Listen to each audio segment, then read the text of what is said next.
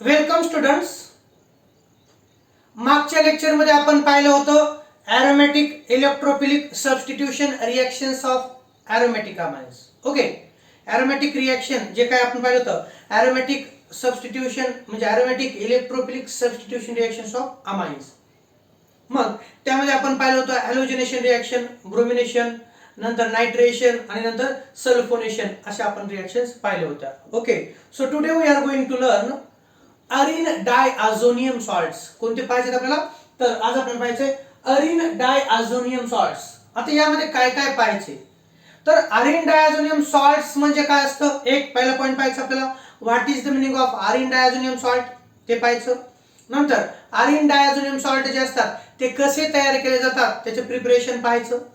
अरिन डायअझोनियम सॉल्टच्या physical properties पाहायच्या.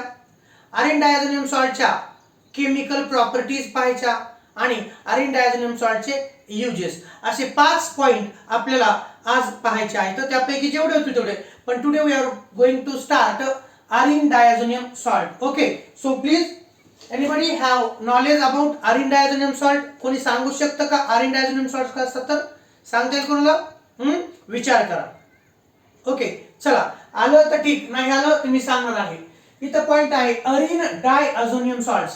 तर विद्यार्थी मित्रांनो, मी असं इथं काहीतरी लिहितोय पहा. हे पहा, ArN2X मायनस. पहा इथं ArN2 plus X minus ArN2 plus X minus are called ArN2X are called arene diazonium salt. पहा, अरिन डायअझोनियम सॉल्ट्स हा जनरल फॉर्म्युला आहे. हा कोणता फॉर्म्युला आहे? General formula. ArN2 plus X minus यांना काय म्हटलं जातं? यांना अरिन डायअझोनियम सॉल्ट असं म्हटलं जातं. अरिन डायअझोनियम सॉल्ट्स म्हणजे काय? तर ArN2X minus are called as arene diazonium salts. Okay, तुम्ही म्हणता सर AR म्हणजे काय, N2 म्हणजे काय, X म्हणजे काय? तर त्याची ओळख करून देतो तुम्हाला. ह्या ArN2X मध्ये मायनस मध्ये AR म्हणजे काय असतं? पहा, वेअर मी असं म्हणतोय AR म्हणजे काय? तर AR is nothing but it is aromatic ring. AR म्हणजे काय असतं? तर ती ॲरोमॅटिक रिंग असते. ती कोणती रिंग असते? ॲरोमॅटिक रिंग असते. नंतर N2 हे जे आहे हे तुम्हाला माहिती आहे, N2 हे डायअझो असतो. डायअझो म्हणजे काय? 2 नायट्रोजन ॲटम्स. ओके, लक्षात ठेवायचं कधी पण. इकडे साईडला लिहितो तुम्ही. N म्हणजे नायट्रोजन, तुम्हाला माहिती आहे नायट्रोजनला अझो म्हटलं जातं. Nitrogen is also called as azo. Okay, आणि N2 म्हणजे काय? तर डायअझो. N2 म्हणजे काय? तर डायअझो. एक नायट्रोजन असेल तर अझो कंपाऊंड, दोन असतील तर डायअझो कंपाऊंड. ओके, AR म्हणजे ॲरोमॅटिक रिंग, N2 म्हणजे डायअझो. ओके, डायअझो म्हणजे काय? 2 नायट्रोजन ॲटम्स. किती? 2 नायट्रोजन ॲटम्स. आणि या फॉर्म्युल्यामध्ये X मायनस काय असतं? तर मी असं म्हणेल विद्यार्थी मित्रांनो, X मायनस काय असू शकतं? ते क्लोराईड असू शकतं, ते ब्रोमाइड असू शकतं, किंवा ते काय असू शकतं? तर ते असू शकतं HSO4 मायनस. ओके, ते निगेटिव्हली चार्जड स्पीशीज असू शकतात. ओके, लक्षात आलं का? तुम्हाला जर आलं डिफाइन अरिन डायअझोनियम सॉल्ट्स, तर काय डेफिनेशन असेल? तर तुमची डेफिनेशन असेल ArN2 plus X minus are called arene diazonium salts. आणि या जनरल फॉर्म्युल्यामध्ये AR म्हणजे काय? तर AR म्हणजे ॲरोमॅटिक रिंग. AR म्हणजे काय? Aromatic ring. नंतर N2 हे जे आहे याचा अर्थ काय? 2 नायट्रोजन. तर N2 डायअझो म्हणजे 2 nitrogen atoms. And X minus काय असतं? तर या फॉर्म्युल्यामध्ये X मायनस हा क्लोराईड असू शकतो, हा ब्रोमाइड असू शकतो, किंवा तो हायड्रोजन सल्फेट किंवा निगेटिव्हली चार्जड स्पीशीज तो असू शकतो. एवढं लक्षात ठेवायचं. ओके, हे झालं. आता हे अरिन डायअझोनियम सॉल्ट कसे तयार केले जातात त्यांच्याविषयी मी तुम्हाला सांगणार आहे. How they are prepared. पहा, इथं मोड तुम्ही येत आहे, इथं वाटलंच तर एक्झाम्पल बसेल. चला, पॉइंट टाकतो इथं. पहा, preparation of arene diazonium salt. काय टाकतो इथं? पहा, preparation of arene diazonium salt. Okay, इथे टाकतो point. Preparation of arene diazonium salt.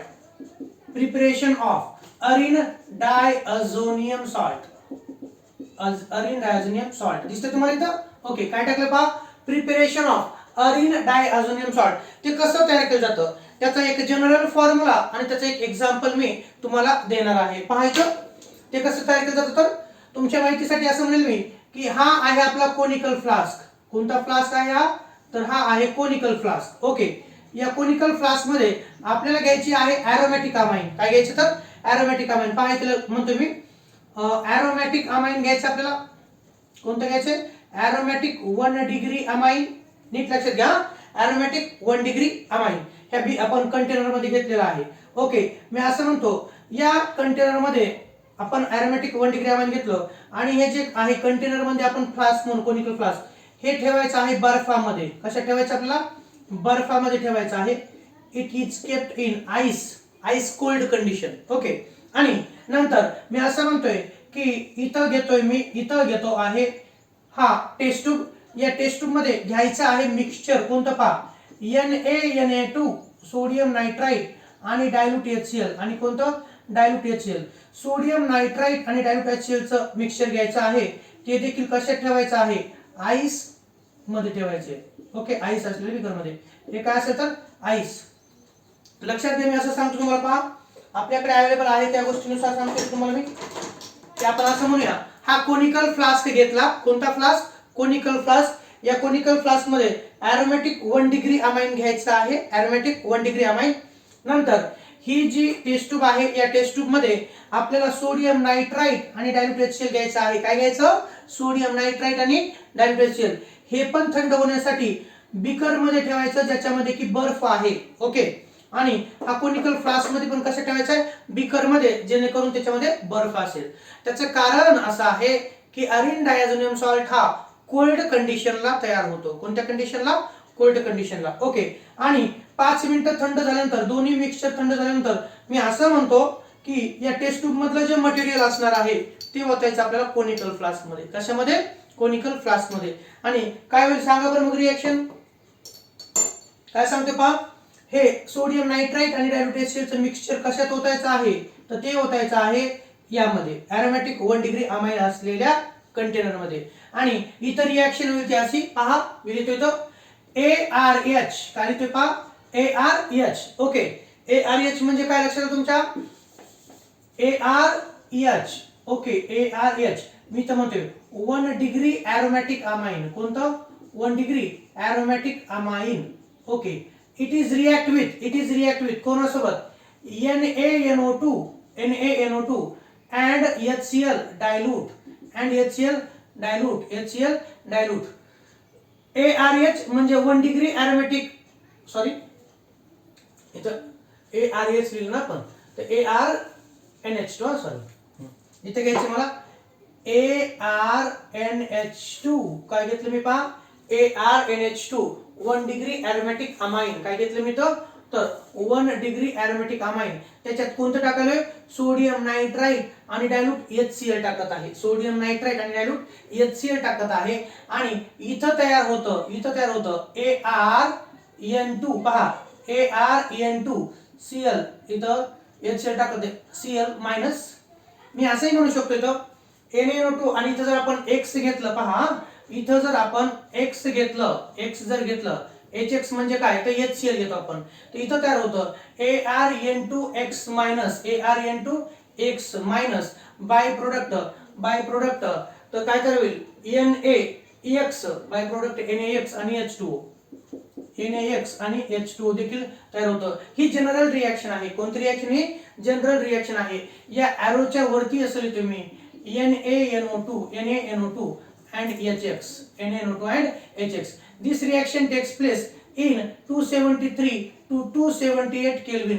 273 ते 278 केल्विन टेम्परेचरला ही रिएक्शन होते. ओके, मला सांगा ArNH2 म्हणजे काय आहे. ArNH2 म्हणजे काय, 1 degree aromatic amine.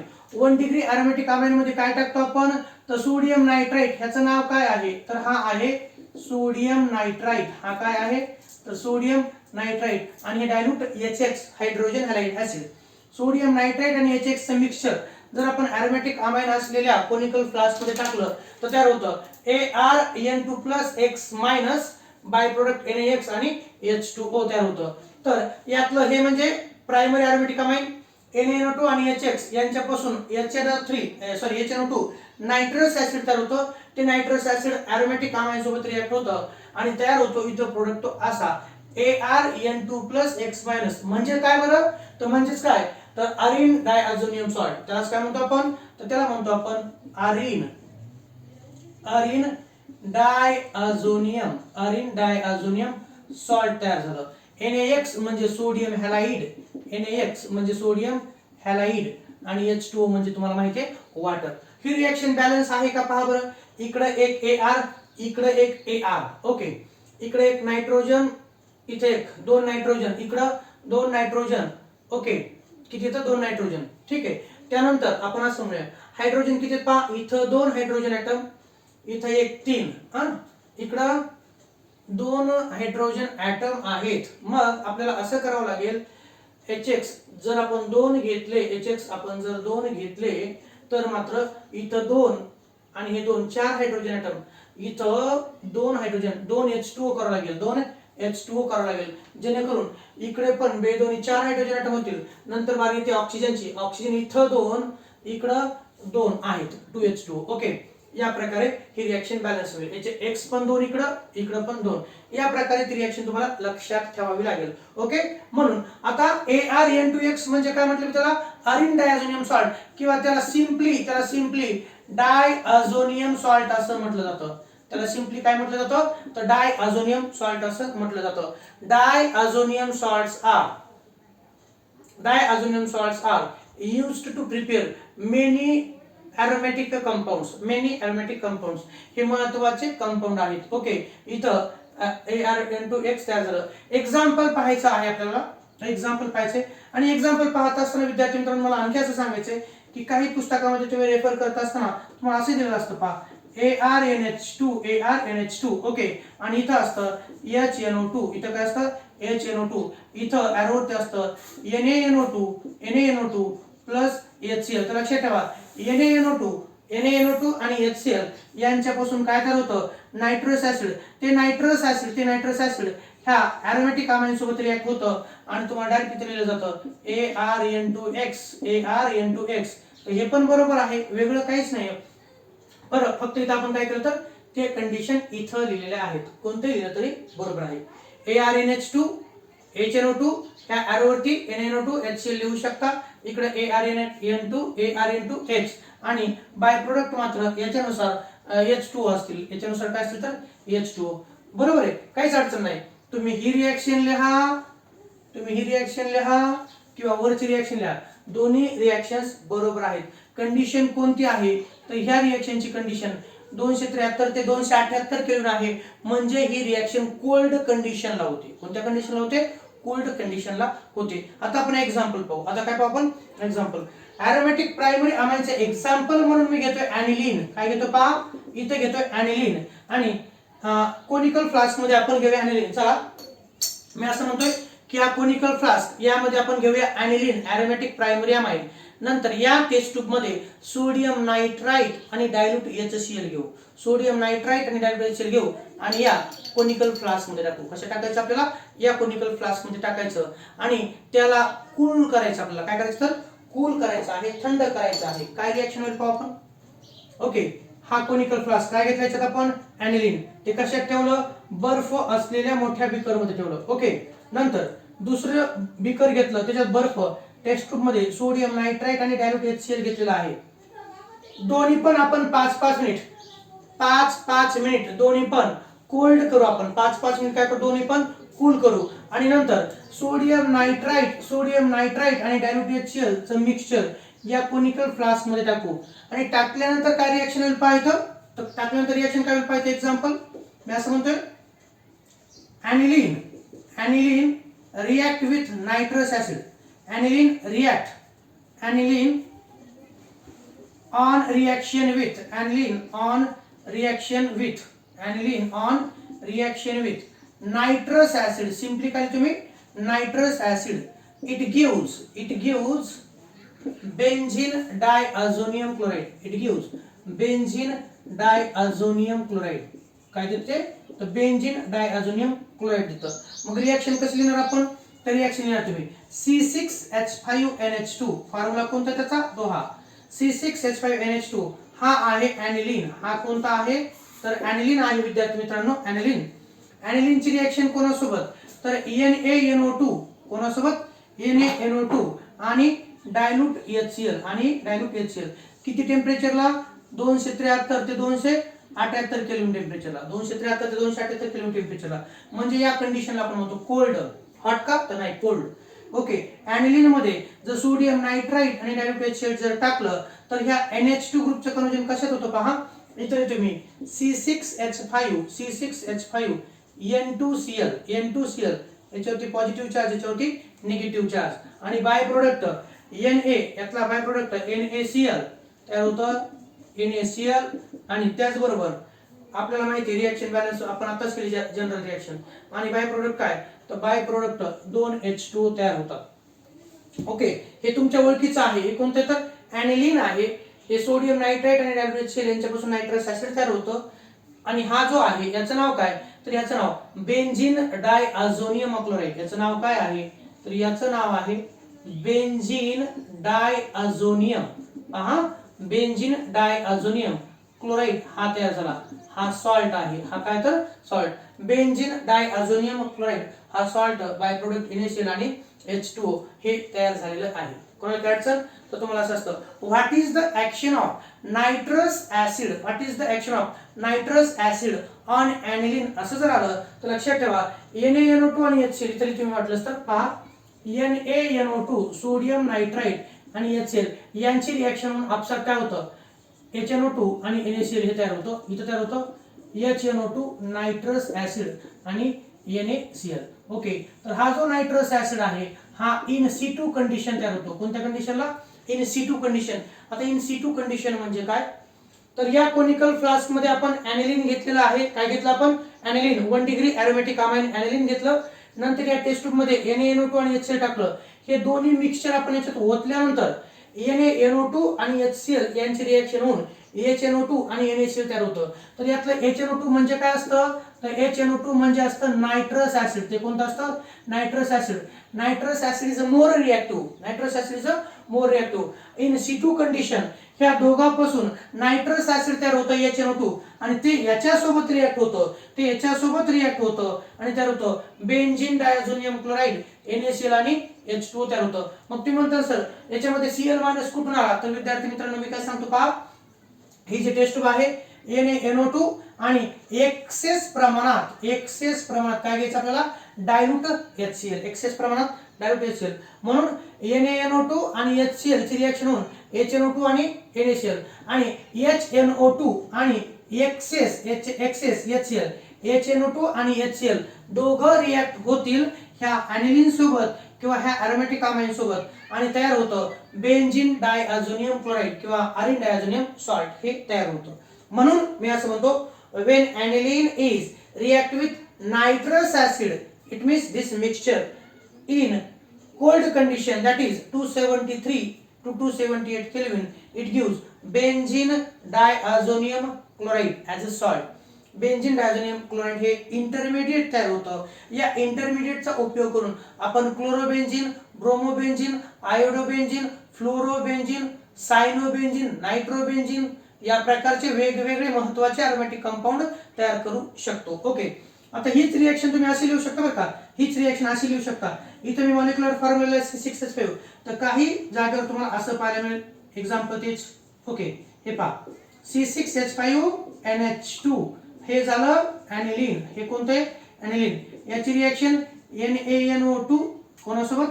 NaNO2 plus HCl सोबत जर झाली तर तीच रिएक्शन फक्त वेगळ्या फॉर्मॅट मध्ये लिहिलो मी 278 केल्विनला NaNO2 आणि HCl. तर इथं तयार होतो तो असा कंपाऊंड, इथं तयार होतो तो असा कंपाऊंड. लक्षात ठेवा. हा इथं N triple bond NCl minus. इथं स्ट्रक्चर काढलंय पहा तुमच्या लक्षात येण्यासाठी. इथं बेंझिन डायझोनियम क्लोराइड पुढे लिहितो. हा बेंझिन डायझोनियम क्लोराइड याला आपण शॉर्टकट BD देखील म्हणू शकता. ओके ते पाहू. नंतर ॲनिलीन C6H5NH2 कोणता C6H5NH2 ची रिएक्शन NaNO2 आणि HCl सोबत जर झाली 273 ते 278 केल्विनला तर असं तयार होतं. ओके ह्या नायट्रोजनला 4 बॉन्ड आहेत, इथं याच्यावरती positive charge. Okay N triple bond N आणि इथं Cl मायनस अशा प्रकारे हाच फॉर्म्युला आहे, स्ट्रक्चरल फॉर्म्युला.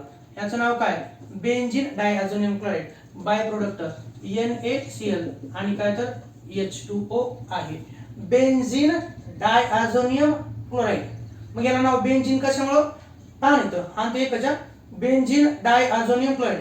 बेन्झीन कशामुळे कारण हा बेन्झीनचा डेरिव्हेटिव्ह आहे. ओके बेन्झीन डायअझोनियम कशामुळे कारण 2 नायट्रोजन आहेत, किती 2 नायट्रोजन आणि Cl मायनस असल्यामुळे क्लोराइड. तर माझ्या मते तुम्हाला लक्षात इथं कोणत्याही प्रकारचं बॉन्ड नाही तर फक्त अट्रॅक्शन असणार आहे. हे सॉल्ट आहे. ओके काय तर हा salt C6H5NO2 plus Cl minus. कोणता C6H5NO2 प्लस आणि Cl मायनस. तर आपल्याला माहिती आहे, आपल्याला असं माहित असतं की Na प्लस असतं Cl मायनस असतं, आपण काय म्हणतो सोडियम क्लोराइड सॉल्ट. तसं बेन्झीन डायअझोनियम क्लोराइड हे सॉल्ट आहे. हे काय आहे तर सॉल्ट आहे. इकडची ही पॉझिटिव्ह स्पीसीज, इकडची ही निगेटिव्ह स्पीसीज आहे. ओके एक पॉझिटिव्ह आहे एक निगेटिव्ह आहे. तर C6H5N2 ला N2 प्लस ला बेन्झीन डायअझोनियम आयन असं म्हटलं जातं आणि हा क्लोराइड आयन त्याच्या सोबत आहे म्हणून बेन्झीन डायअझोनियम क्लोराइड हे त्या सॉल्टचं नाव आहे. त्या सॉल्टचं काय आहे तर नाव आहे. ओके मी पुढे जाऊन असं म्हणेल की तुमच्या लक्षात आलं असेल तर पहा आरिन डायअझोनियम सॉल्ट्स म्हणजे काय तर आरिन मध्ये Ar म्हणजे अरोमॅटिक रिंग, N2 म्हणजे डायअझो आणि X मायनस म्हणजे काय Cl minus Br minus like that. Okay तर हे झालं आपलं preparation of arene diazonium salt. कसं तयार केलं जातं तर aromatic 1 degree amine is react with nitrous acid, it gives arene diazonium salt in cold condition. Okay example घेतलं आपण when aniline on reaction with nitrous acid.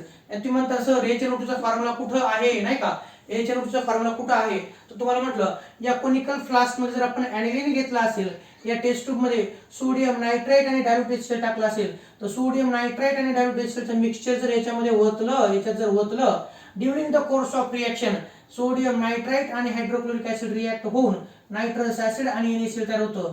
तयार झालेलं नायट्रस ऍसिड हे कोणासोबत रिएक्ट होतं यांच्यापासून तयार झालेलं HNO2 यांच्यापासून तयार झालेलं नायट्रस ऍसिड हे रिएक्ट होतं ॲनिलीन सोबत.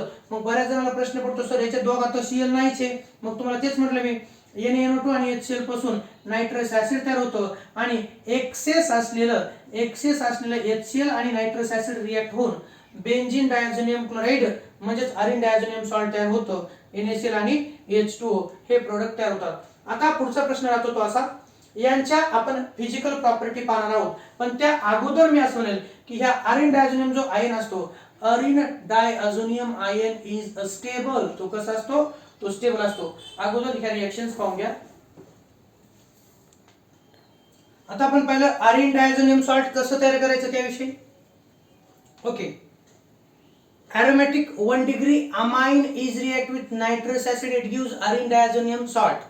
Now then properties of diazonium salt. कोणत्या प्रॉपर्टीज तर प्रॉपर्टीज दोन प्रकारच्या असतात, फिजिकल प्रॉपर्टी आणि केमिकल प्रॉपर्टी.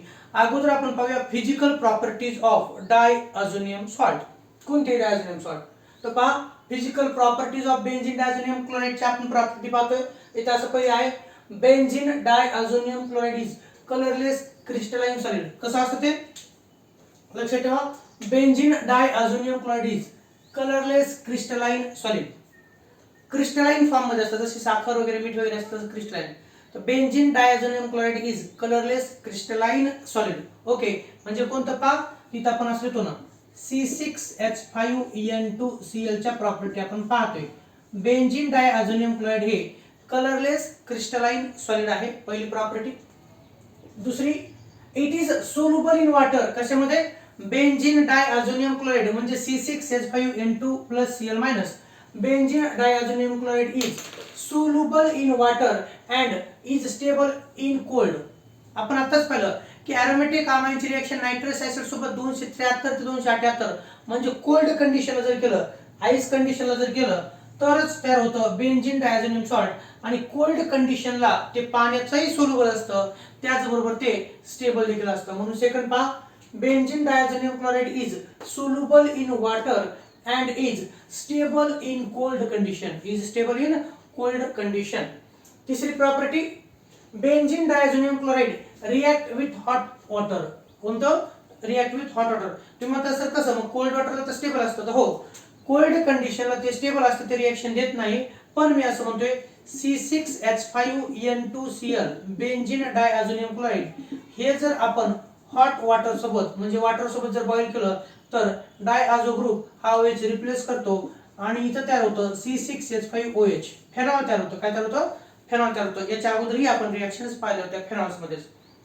म्हणून लक्षात ठेवा, benzene diazonium chloride react with hot water to give corresponding phenol. To give corresponding phenol product तयार होतात.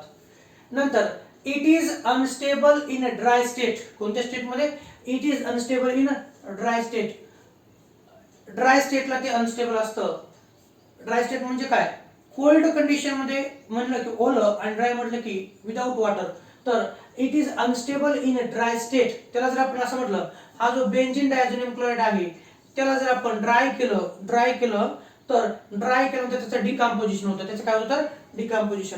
इन इट इज अनस्टेबल म्हणजे benzene diazonium chloride is in dry state is unstable. It is unstable in dry state, therefore it is generally used in solution state. कोणत्या state मध्ये वापरलं जातं? Solution state. In a dry state it can be easily decomposed. कोणत्या state मध्ये? Aqueous का dry state मध्ये benzene diazonium chloride हे easily decompose होतं. तर लक्षात ठेवा, in a dry state benzene diazonium chloride is on heating undergo decomposition. त्याचे तुकडे होतात, त्याच्यापासून करस्पॉन्डिंग प्रोडक्ट तयार होतात. नंतर पाचवी प्रॉपर्टी, चौथी झाली, बेंझिन डायझोनियम फ्लोरोबोरेट. कोणतं? पहा, बेंझिन डायझोनियम फ्लोरोबोरेट. त्याचा फॉर्म्युला आहे C6H5n2BF4-. Benzene diazonium fluoroborate is water soluble, is water insoluble and stable at room temperature. Stable at room temperature. काय सांगते? C6H5n2+BF4- is water insoluble. ते पाण्यामध्ये सोल्युबल होत नाही आणि मात्र ते स्टेबल आहे. कोणत्या स्टेटला? It is stable at room temperature. Room temperature म्हणजे काय? तर आपण म्हणतो 25 ते 35 म्हणजे जवळपास 27 डिग्री सेल्सिअसच्या जवळपास टेम्परेचर असतं, त्याला रूम टेम्परेचर म्हणतो. बेंझिन डायझोनियम क्लोराइड हे 5 डिग्री सेल्सिअसला किती? 5 डिग्री सेल्सिअसला स्टेबल असतं. बेंझिन डायझोनियम क्लोराइड हे किती? 5 डिग्री सेल्सिअसला स्टेबल असतं. त्याच्या सारखाच भाग आहे, फक्त Cl- च्या ऐवजी कोणते? तर BF4-. मग हे स्टेबल असायला पाहिजे होतं ना कोल्ड कंडिशनला, तर उलट याचं काय माहिती का? तर बेंझिन डायझोनियम फ्लोरोबोरेट हा जो आहे पाण्यामध्ये सोल्युबल नाही होत. हा पाण्यामध्ये सोल्युबल होतो, तर हा पाण्यामध्ये सोल्युबल नाही होत आणि हा 5 डिग्री सेल्सिअसला स्टेबल असतो, रूम टेम्परेचरला अनस्टेबल असतो, हाय टेम्परेचरला अनस्टेबल असतो. इथे मात्र असं सांगितलं की बेंझिन डायझोनियम फ्लोरोबोरेट हा पाण्यामध्ये सोल्युबल नाही आणि रूम टेम्परेचरला म्हणजे 5 डिग्री सेल्सिअसच्या वरी 25 ते 30 डिग्री सेल्सिअसला मात्र तो स्टेबल आहे. ओके, लक्षात ठेवा. aqueous solution of benzene diazonium chloride is neutral to litmus. कोणतं? aqueous solution of benzene diazonium chloride म्हणजे आपण असं म्हटलं ही एक टेस्ट ट्यूब घेतली. हे काय घेतलं आपण? Test tube. या टेस्ट ट्यूब मध्ये पाणी घेतलं. काय घेतलं? पाणी, H2O घेतलं आणि त्याच्यात जर टाकलं आपण कोणतं? C6H5n2Cl benzene diazonium chloride. Benzene diazonium chloride हे पाण्यामध्ये सोल्युबल असतं, माहिती आहे. पाण्यामध्ये टाकल्यानंतर ते विरघळेल आणि त्यामध्ये जर आपण कोणता पेपर बुडवला? आपण ब्ल्यू पेपर किंवा रेड पेपर जर बुडवला, लिटमस पेपर, तर काय सांगतो? aqueous solution of benzene diazonium chloride is neutral to litmus. ते ब्ल्यू लिटमस पेपर रेडही करत नाही आणि रेड लिटमस पेपर ब्ल्यू ही करत नाही. याचा अर्थ ते लिटमस टेस्ट दाखवत नाही. ओके, कारण ते साल्ट आहे. ओके, चला हे झालं. या झाल्या physical properties of benzene diazonium chloride. कोणकोणत्या लक्षात ठेवायच्या? तर benzene diazonium chloride is colourless crystalline solid. एक, benzene diazonium chloride is water soluble. दुसरी, benzene diazonium chloride is stable in cold condition. ही चौथी.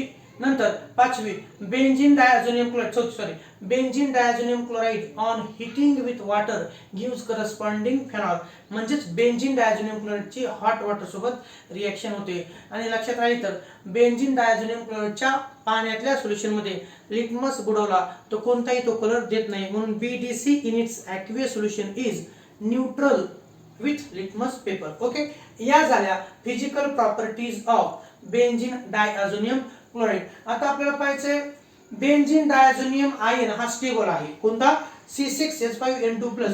बेंझिन डायझोनियम आयन हा स्टेबल आहे आणि स्टेबल असण्याचं कारण त्याचे रेझोनेटिंग स्ट्रक्चर्स असतात. कोणते असतात ते पाहायचे आहेत. पाहायचं इथं पॉइंट टाकला मी, स्टॅबिलिटी ऑफ डायझोनियम सॉल्ट. कोणाची स्टॅबिलिटी? डायझोनियम सॉल्टची. अगोदर थेरी पहा, मी तर तुम्हाला स्ट्रक्चर्स काढून दाखवणार आहे.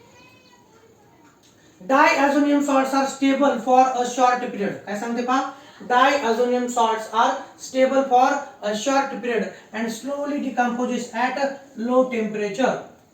बेंझिन डायझोनियम सॉल्ट जे आहे स्टेबल असतं कोल्ड कंडिशनला आणि जसं जसं टेम्परेचर वाढेल तसं तसं त्याचं डिकम्पोजिशन होतं. ओके, आणि थोडाच वेळासाठी ते स्टेबल असतं.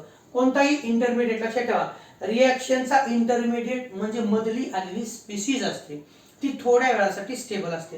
इथं पॉइंट लक्षात घ्या. तुम्ही म्हणता सर असं काय दिलंय, तर diazonium salts are stable for a short period, stable for a short period and slowly decomposes at low temperature also and low temperature also. इथे पुढे असा शब्द टाकतो, जास्त वेळ इथे त्या टेम्परेचरला राहतच असं नाही, ते डिकम्पोज व्हायला सुरुवात होते. The stability of arene diazonium ion, the stability of arene diazonium ion can be explained on the basis of resonance, on the basis of resonance ते दाखवणार आहे. आणि तिसरा point, arene diazonium salts are resonance stabilized and useful as versatile intermediates to obtain variety of products. मला एवढं सांगायचंय, benzene diazonium क्लोराइडचा उपयोग करून आपण फ्लोरोबेंझिन तयार करू शकतो, नायट्रोबेंझिन तयार करू शकतो, क्लोरोबेंझिन तयार करू शकतो, ब्रोमोबेंझिन तयार करू शकतो. म्हणून बेंझिन डायझोनियम सॉल्ट हा इंटरमिडिएट आपल्यासाठी महत्त्वाचा आहे. चला पाहायचं, मी आता ही रिएक्शन मोडतोय इथं आणि तुम्हाला स्टेबल का आहे बेंझिन डायझोनियम आयन हे स्टेबल का आहे त्याच्याविषयी सांगतो. त्याचा फॉर्म्युला C6H5N2+ असा आहे. पाहायचं सांगतोय. इथे तुम्हाला मी अगोदर रिएक्शन देणार आहे. हा, इथे तुम्हाला एक काय करणार, रिएक्शन देणार आहे, त्याच्यानंतर मी सांगणार तुम्हाला. तर पहा तुमच्या माहितीसाठी C6H5NH2 ॲनिलीनची रिएक्शन NaNO2 आणि HCl सोबत होते 273 ते 278 केल्विनला. इथं तयार होतं ते असं C6H5N2Cl benzene diazonium chloride. Okay, bye product NaCl वगैरे मिळणार आहे. आणि त्याला जर आपण वॉटर सोबत हीट केलं तर काय होतं, तर हा जो डायझो ग्रुप आहे कोणता पहा, फक्त हा जो डायझो ग्रुप आहे हा OH रिप्लेस करतो. इथं तयार होतं C6H5OH, हे फेनॉल तयार होतं. काय तयार होते? फेनॉल. पाहायचं, हे ॲनिलीन आहे, हे नायट्रस ऍसिड आहे, हा जो आहे बेंझिन डायझोनियम क्लोराइड आणि हा आहे फेनॉल. हा काय तर फेनॉल. ॲनिलीन पासून फेनॉल तयार करत असताना मध्ये जे आलेला आहे त्याला आपण म्हणतो बेंझिन डायझोनियम क्लोराइड आणि इट इज अ इंटरमिडिएट. ते कसं आहे? इंटरमिडिएट आहे.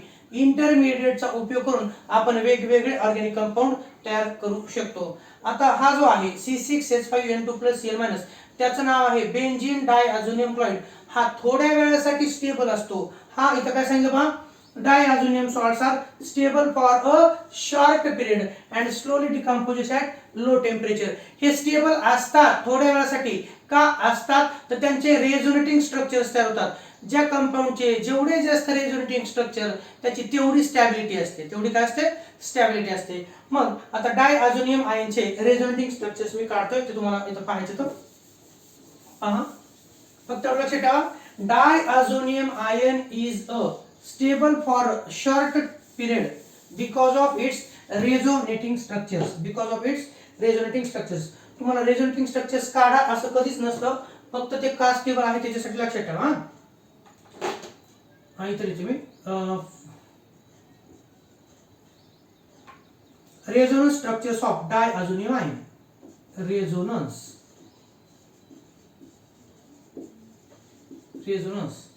Structures of diazonium ion. कोणत्याचे? Diazonium ion. म्हणजे ह्याच्याचे बरं का ते, हा ह्याच्यात. तर पहा मी स्ट्रक्चर काढतोय. डायअझोनियम आयनचा फॉर्म्युला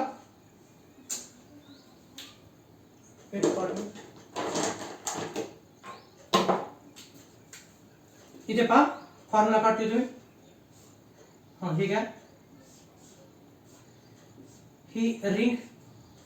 ओके, इथं काढतो मी एन ट्रिपल बॉन्ड एन, इथं नायट्रोजन. ओके, इथं पॉझिटिव्ह चार्ज. कोणता चार्ज? Positive charge. तर पहा मी असं म्हणतो, हा जो आयन आहे, हा जो आयन आहे याला आपण म्हणतो बेंझिन डायअझोनियम आयन.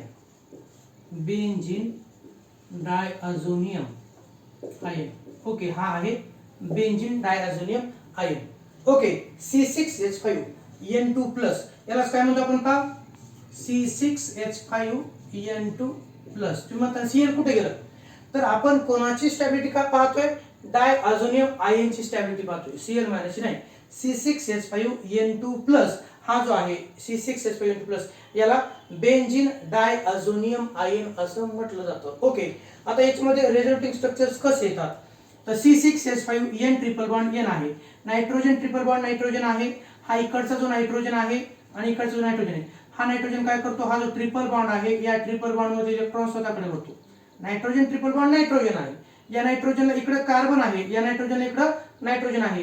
नायट्रोजनची इलेक्ट्रोनेगेटिव्हिटी कार्बन पेक्षा जास्त आहे, म्हणून हा नायट्रोजन ॲटम ट्रिपल बॉन्ड मध्ये इलेक्ट्रॉन स्वतःकडे ओढतो. कोणाकडे ओढतो? स्वतःकडे ओढतो. जर स्वतःकडे जर ओढलं तर नायट्रोजन नायट्रोजन डबल बॉन्ड आणि नायट्रोजन कार्बन हा सिंगल बॉन्ड राहतो. ओके, मग नायट्रोजन काय करतो? इथं पहा, C6H5N ट्रिपल बॉन्ड N, या नायट्रोजनची इलेक्ट्रोनेगेटिव्हिटी जास्त असल्या कारणानं ह्या वरच्या बॉन्ड मधले दोन इलेक्ट्रॉन हा नायट्रोजन स्वतःकडे ओढतो. स्वतःकडे जर ओढलं तर ह्या नायट्रोजनला इलेक्ट्रॉनची डेफिशियन्सी जाणवते. ह्या नायट्रोजनला इलेक्ट्रॉनची डेफिशियन्सी जाणवते. जर ट्रिपल बॉन्ड मधले इलेक्ट्रॉन ह्या नायट्रोजनला ओढले तर ह्या नायट्रोजनला इलेक्ट्रॉनची डेफिशियन्सी जाणवते. मग हा नायट्रोजन काय करतो? हे इलेक्ट्रॉन्स बाहेर ओढतो आणि इथं मिळतं आपल्याला पहिलं स्ट्रक्चर. ते असं पहा, आता काय स्ट्रक्चर काढतो मी. हे स्ट्रक्चर काढलं. ओके, आता ही जी रिंग आहे, रिंग मधले इलेक्ट्रॉन बाहेर पडणार आहेत. ओके, आता इथं पहा, नायट्रोजन नायट्रोजन कोणता बॉन्ड राहील? ट्रिपल बॉन्ड मधले जर इलेक्ट्रॉन ओढले तर नायट्रोजन नायट्रोजन डबल बॉन्ड. इथं अगोदरच दोन इलेक्ट्रॉन होते, हे इलेक्ट्रॉन आल्यामुळं मी असं म्हणतो इथं फक्त निगेटिव्ह चार्ज दाखवतो. दोन इलेक्ट्रॉन मुळे काय दाखवलं? तर निगेटिव्ह चार्ज. इथं नायट्रोजन नायट्रोजन डबल बॉन्ड. नंतर याच्यावरती चार्ज कोणता? पॉझिटिव्ह. हे इलेक्ट्रॉन्स ॲरोमॅटिक रिंग मधले इलेक्ट्रॉन्स बाहेर येतील, म्हणजे कोणता बॉन्ड तयार होईल? पहा इथं, हा अगोदर आता डबल बॉन्ड तयार होईल. कोणता बॉन्ड होईल? तर हे इलेक्ट्रॉन्स बाहेर जर आले तर डबल बॉन्ड होईल. मग इथं कोणता चार्ज येईल? तर इथं पॉझिटिव्ह चार्ज. हे इथं जशास तसं, हे इथं असं. हे पहिलं स्ट्रक्चर आहे. हे कोणतं स्ट्रक्चर? तर हे पहिलं स्ट्रक्चर आहे C6H5N2+. काय झालं इथं? C6H5N ट्रिपल बॉन्ड हे नव्हता. नायट्रोजनची इलेक्ट्रोनेगेटिव्हिटी जास्त असल्या कारणाने हे दोन्ही नायट्रोजन आहेत ट्रिपल बॉन्ड मध्ये. ओके, नायट्रोजननं हे इलेक्ट्रॉन राईट साईडच्या नायट्रोजननं वरचे इलेक्ट्रॉन दोन स्वतःकडे घेतले, म्हणून काय केलं? तर ह्या नायट्रोजनला इलेक्ट्रॉनची डेफिशियन्सी जाणवते, म्हणून हा नायट्रोजन रिंग मधले इलेक्ट्रॉन काय करतो? तर आपल्याकडे वळवतो. आपल्याकडे जर वळवतं तर कार्बन नायट्रोजन डबल बॉन्ड होतो, नायट्रोजन नायट्रोजन डबल बॉन्ड राहिला. ओके, नंतर इथं काय होतं? Positive charge. इथं पॉझिटिव्ह चार्ज कशामुळे? हे इलेक्ट्रॉन्स बाहेर गेले. इथं जो पाय बॉन्ड होता, इथे एक इलेक्ट्रॉन या कार्बनचा, इलेक्ट्रॉन इथे या कार्बनचा एक इलेक्ट्रॉन, पण दोन इलेक्ट्रॉन बाहेर गेल्यामुळं हे जे सेंटर आहे इथं कोणता चार्ज? Positive charge. इथं जसे असतं तसं, सध्या इथं जसे असतं तसं. आता रेझोनेटिंग स्ट्रक्चर्स मध्ये जिथं पॉझिटिव्ह चार्ज असतो, जिथं पॉझिटिव्ह चार्ज असतो, तो पॉझिटिव्ह चार्ज कमी करण्यासाठी, इलेक्ट्रॉन डेफिशियन्सी कमी करण्यासाठी त्याच्या शेजारचे पाय इलेक्ट्रॉन्स मदत करत असतात. मग हा पाय बॉन्ड जर इथं शिफ्ट झाला, कशासाठी? तर हा पॉझिटिव्ह चार्ज कमी करण्यासाठी हे पाय इलेक्ट्रॉन्स इथं शिफ्ट होतात, इथं डबल बॉन्ड तयार होतो आणि तिसरं स्ट्रक्चर मिळतं. तिसरं स्ट्रक्चर मिळतं ते असं. पहा स्ट्रक्चर मध्ये. ओके, काय बदल झाला? सध्या बदल काय झाला? हे पाय इलेक्ट्रॉन्स इथं आले. ओके, हे पाय इलेक्ट्रॉन्स इथं आले, हे पाय इलेक्ट्रॉन जागेवर होतं. इथं कोणता चार्ज क्रिएट झाला? Positive charge. वरती जसे असतं सध्या तरी. ओके, इथं N डबल बॉन्ड N, इथं चार्ज कोणता? मायनस, याच्यावरती कोणता? पॉझिटिव्ह. ओके, लक्षात आलं का? हे 2 नंबरचं स्ट्रक्चर होतं. किती नंबरचं स्ट्रक्चर? 2 नंबरचं. या स्ट्रक्चर मध्ये पॉझिटिव्ह चार्ज इथं आला होता. हा पॉझिटिव्ह चार्ज कमी करण्यासाठी हे पहिले इलेक्ट्रॉन्स इथं शिफ्ट होतील. इथं डबल बॉन्ड झाला. इथं कोणता चार्ज? पॉझिटिव्ह चार्ज क्रिएट झाला. नंतर इथं पॉझिटिव्ह चार्ज आल्यानंतर आता परत हा पॉझिटिव्ह चार्ज इलेक्ट्रॉन डेफिशियन्सी कमी करण्यासाठी हे इलेक्ट्रॉन्स इथं शिफ्ट होतील. हे पहिले इलेक्ट्रॉन्स इथं शिफ्ट होतील म्हणजे हा पॉझिटिव्ह चार्ज गायब होईल. इथला गायब होईल. इथली इलेक्ट्रॉनची डेफिशियन्सी दूर होईल.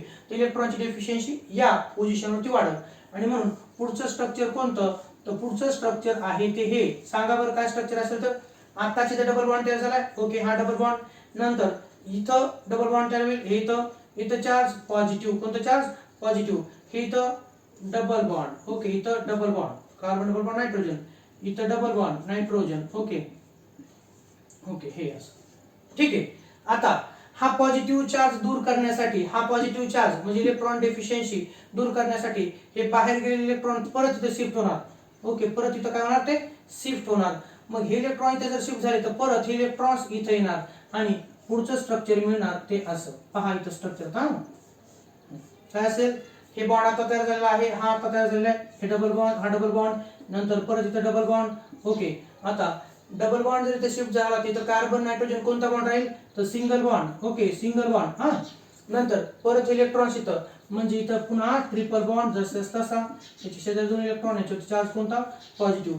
हे स्ट्रक्चर नंबर 1, हे स्ट्रक्चर नंबर 2, हे स्ट्रक्चर नंबर किती? 3, हे स्ट्रक्चर नंबर किती? 4 आणि हे स्ट्रक्चर नंबर किती? तर 5. ओके, तर लक्षात ठेवा हे जे आहे सगळे फॉर्म्युले, हा जो 1 2 3 4 5 हे स्ट्रक्चर्स कोणाचे आहेत? तर हे सर्व स्ट्रक्चर्स आहेत या फॉर्म्युल्याचे. C6H5N2+, त्याला आपण म्हणतो बेन्झीन डायअझोनियम आयन. कोणता? Benzene diazonium ion. ओके, लक्षात आलं? Stability of diazonium salt. तर त्याचे point: diazonium salts are stable for a short period and slowly decomposes at low temperature also. Benzene diazonium salt मधले जे बेन्झीन डायअझोनियम आयन असतात ते थोड्या वेळासाठी स्टेबल असतात आणि टाइम जर वाढला तर ते अनस्टेबल होतात. ओके, त्यानंतर the stability of arene diazonium. हे पहा, stability of arene diazonium ion can be explained on the basis of resonance. एखाद्या आयनचे जेवढे जास्त रेझोनेटिंग स्ट्रक्चर्स तेवढा तो स्टेबल असतो. लक्षात ठेवा, जेवढे जास्त रेझोनेटिंग स्ट्रक्चर्स, रेझोनन्स करण्यामध्ये जास्त वेळ जातो. पहा, इलेक्ट्रॉनचं हा इलेक्ट्रॉन इकडे शिफ्ट होणार, हे इकडे शिफ्ट होणार, म्हणजे असे जे स्ट्रक्चर काढण्यासाठी जसा वेळ लागतो तसा रेझोनन्स फेनॉमेनॉन मध्ये वेळ जास्त जातो. म्हणून ते आयन्स स्टेबल असतात थोड्या वेळासाठी. अरिन डायअझोनियम salts are resonance stabilized and useful as versatile intermediates to obtain a variety of products. And these are the structures of resonance structures of diazonium ion. Due to these resonating structures, diazonium ion is a more stable. Okay, so आज आपण काय काय पाहिलं? तर एवढे point पाहिले. आज आपण पाहिलं की अरिन डायअझोनियम सॉल्ट काय असतं. काय असतं अरिन डायअझोनियम सॉल्ट म्हणून? तर माहिती आहे ArN2X- are called as arene diazonium salt. नंतर त्यांचं आपण प्रिपरेशन पाहिलं. अरिन डायअझोनियम सॉल्ट कसे तयार केले जातात? तर एरोमॅटिक प्रायमरी अमाइन ची रिएक्शन नायट्रस ऍसिड सोबत इन कोल्ड कंडिशन म्हणजे 273 ते 278 केल्विनला तयार होतं. ArN2X- म्हणजे अरिन डायअझोनियम सॉल्ट. त्यानंतर आपण एक एक्झाम्पल पाहिलं. How will you prepare benzene diazonium chloride? तर ॲनिलीन ची रिएक्शन सोडियम नायट्राइट आणि डायल्यूट HCl सोबत जर झालं तर बेन्झीन डायअझोनियम क्लोराइड तयार होतं 273 ते 278 केल्विनला. त्यानंतर आपण पाहिलं physical properties of benzene diazonium chloride म्हणजेच बेन्झीन डायअझोनियम सॉल्ट. तुम्हाला माहित आहे बेन्झीन डायअझोनियम क्लोराइड हा कलरलेस क्रिस्टलाइन सॉलिड आहे. बेन्झीन डायअझोनियम क्लोराइड हा पाण्यामध्ये सोल्युबल आहे. Benzene diazonium chloride is stable at cold condition. Okay, हेही माहिती आहे. Benzene diazonium chloride is react with hot water, हेही माहिती आहे. त्यानंतर तुम्हाला माहिती आहे बेन्झीन डायअझोनियम फ्लोरोबोरेट इथं कुठं आहे? Benzene diazonium fluoroborate is insoluble in water. तो पाण्यात सोल्युबल नाही आणि तो रूम टेम्परेचरला स्टेबल आहे. त्याचं वैशिष्ट्य आहे ते लक्षात ठेवा. आणि benzene diazonium chloride, benzene diazonium सॉल्टचं ॲक्वियस सोल्युशन जे आहे त्यामध्ये लिटमस पेपर कोणताच कलर दाखवत नाही म्हणून ते न्यूट्रल टू लिटमस टेस्ट असं म्हटलं. आणि एक महत्त्वाचा point, benzene diazonium ion is stable for short period. Why? तर benzene diazonium ion show different resonating structures, and due to the resonating structures benzene diazonium ion is a stable. Okay, so remaining it means chemical properties of benzene diazonium salt we will learn in next lecture. Thank you so much.